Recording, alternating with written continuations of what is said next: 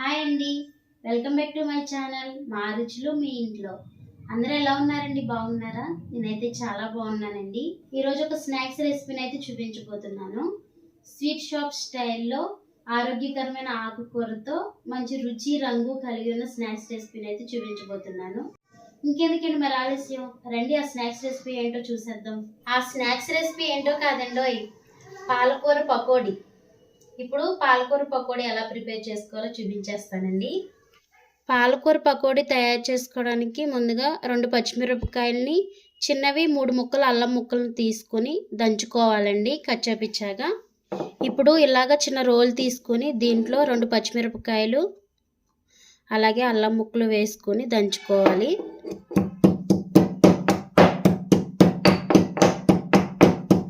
ఇదిగోండి కచ్చా పచ్చాగా అయితే నలిగిపోయింది. పచ్చిమిరపకాయలు అల్లం కూడా నలిగాయి. ఇప్పుడు దీన్ని తీసుకుని ఒక బౌల్లో వేసుకుందాము. ఇలా బౌల్లో వేసుకోవాలి. దంచుకున్న పచ్చిమిరపకాయ అల్లం పేస్ట్లో కొంచెం జీలకర్ర వేసుకోవాలి. ఇది ఒక 1/2 టేబుల్ స్పూన్ ఉంటుందండి జీలకర్ర. అలాగే ఒక 1/2 టేబుల్ స్పూన్ పసుపు వేసుకోవాలి. అలాగే టేస్ట్కి సరిపడా సాల్ట్ వేసుకోవాలి. పాలకూరలో సాల్ట్ ఎక్కువ ఉంటుందండి, చూసుకుని వేసుకోవాలి. అంటే పాలకూర ఉప్పుగా ఉంటుంది కదా, అందుకని చెప్పేసి కొంచెం తినే టేస్ట్ని బట్టి చూసుకుని వేసుకోవాలి. ఇది మొత్తం ఒకసారి మిక్స్ చేసుకుందాము. స్వీట్ షాపుల్లో అయితే ఫుడ్ కలర్లు వేస్తారండి, మనం పసుపు వేసుకుంటే సరిపోతుంది. అలా అని మరీ ఎక్కువ వేసుకోవసరం లేదు పసుపు కూడా. ఇప్పుడు దీంట్లో కొంచెం వాటర్ వేసుకుందాం లైట్గా. 1 కప్పు శనగపిండి తీసుకోవాలండి. దాంట్లో కొంచెం అయితే ఇప్పుడు వేస్తున్నాను. కొంచెం శనగపిండి అయితే ఇప్పుడు వేస్తాను. ఇప్పుడు వేసుకునే శనగపిండి, జీలకర్ర, పచ్చిమిర్చి, అల్లం ఇది ఒకసారి మిక్స్ చేసుకోవాలి. పాలకూరను అయితే కాడలు లేకుండా ఈ విధంగా ఆకులే తీసుకోవాలండి. కింద కాడలు కట్ చేసేసేయాలి. ఇలా పాలకూర ఆకుల్ని తీసుకోవాలి. వీటిని ఏం కట్ చేయని అవసరం లేదండి, ఇలా అంటే నలిగిపోతాయి కదా, అందుకని చెప్పేసి వీటిని ఏం కట్ చేయని అవసరం లేదు. ఇప్పుడు ఈ పాలకూర ఆకులను అయితే ఈ కలుపుకున్న శనగపిండిలో వేసేసుకుందాము. మీరు కట్ చేసుకోవాలనుకుంటే కట్ చేసుకోవచ్చు. చేతితో ఇలా ప్రెస్ చేసుకున్నప్పుడు మ్యాక్సిమం నలిగిపోతాయి. ఇప్పుడు ఈ పాలకూర ఆకులు ఈ శనగపిండిలో కలిసేలా కలుపుకుందాము.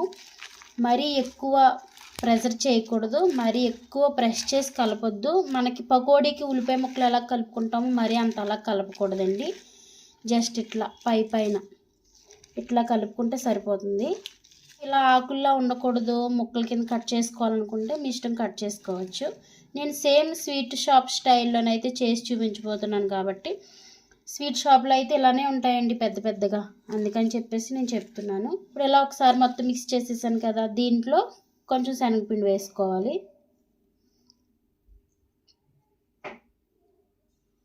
కప్పు పిండి కదండి, నేను కొంచెం కొంచెం వేసి కలుపుతున్నాను. మరి ముద్దలా కూడా కలపకూడదు, పొడి పొడిలాడుతూ కలపాలి. ఇదిగోండి ఇలా పాలకూరలో నేను మొత్తం 1 కప్పు శనగపిండి వేసేసి మొత్తం మిక్స్ చేసేసాను. చూసారు కదండి, ఇలా ఆకులాగానే ఉంది, మరీ ఎక్కువ ప్రెస్ చేయకూడదని చెప్పాను. ఇప్పుడు ఈ పిండితో పకోడీ ఎలా వేసుకోవాలో చూపిస్తాను. ఇప్పుడు స్టవ్ ఆన్ చేసుకొని పకోడీ వేసుకోవడానికి ఒక కడాయి పెట్టుకోవాలి. ఈ కడాయి వేడైన తర్వాత డీప్ ఫ్రైకి సరిపడా ఆయిల్ పోసుకోవాలి.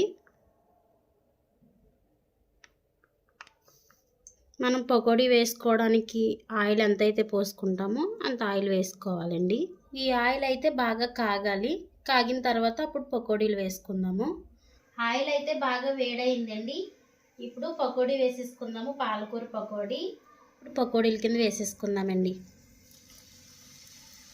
ఇంకో చూస్తున్నారు కదా, ఇలా కొంచెం కొంచెం పిండి తీసుకుని ఇట్లా వేసుకోవడమే. నాకు పిండి అంతా పట్టేసిందండి పకోడీల కింద వేయడానికి. ఒకేసారి వేసేసాను నేను. ఒక్కటే తీసుకున్నాను కదా పాలకూర. ఇప్పుడు వీటిని రెండో వైపుకి తిప్పుకోవాలి. మరీ ఎక్కువ కలర్ రావాల్సిన అవసరం లేదండి. మీరు ఇంకా క్రిస్పీగా రావాలనుకుంటే దీంట్లో కొంచెం బియ్యం పిండిని కూడా యాడ్ చేసుకోవచ్చండి. 1 or 2 స్పూన్స్ బియ్యం పిండి యాడ్ చేసుకోవచ్చు. ఇలా కూడా క్రిస్పీగానే ఉంటాయండి. ఇప్పుడు నేను మీకు తిని చూపిస్తాను కదా, ఇలా కూడా క్రిస్పీగానే ఉంటాయి. టేస్ట్ అయితే చాలా బాగుంటుంది. ఆకుకూరలు తినడానికి చాలామంది పిల్లలు ఇష్టపడరు కదండి. అలాంటప్పుడు ఇలా చేసి పెడితే వాళ్ళకి అసలు పాలకూర అని కూడా తెలీదు, చాలా మంచిగా తింటారు. ఇదిగోండి పకోడీ అయితే వేగిపోయాయి. ఇదిగోండి చూస్తున్నారు కదా ఎంత మంచిగా వేగాయో. ఇప్పుడు వీటిని ఒక బౌల్లోకి తీసేసుకుందాము.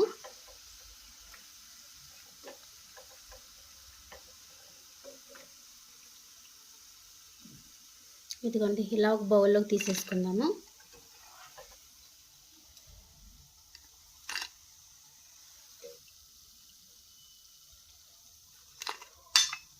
ఇదిగోండి చూసారు కదండి పాలకూర పకోడీని ఎంత సింపుల్గా ఇంట్లోనే ప్రిపేర్ చేశానో.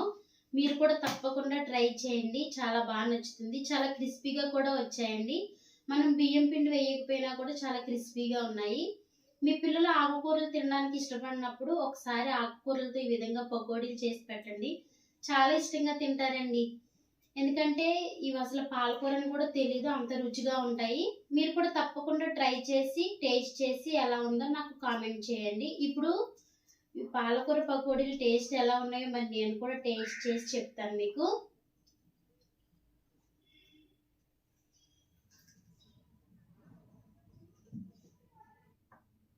చాలా టేస్ట్గా ఉన్నాయండి. మీరు కూడా తప్పకుండా ట్రై చేయండి. నోటికి జీలకర్ర అల్లము పచ్చిమిర్చి తగిలి అసలు ఆరోమ అయితే భలే ఉంది. తింటుంటే చాలా రుచిగా ఉంది. ఆయిల్ కూడా ఏం పీల్చలేదండి, ఆయిల్ కూడా ఎక్కువ ఏం పీల్చలేదు.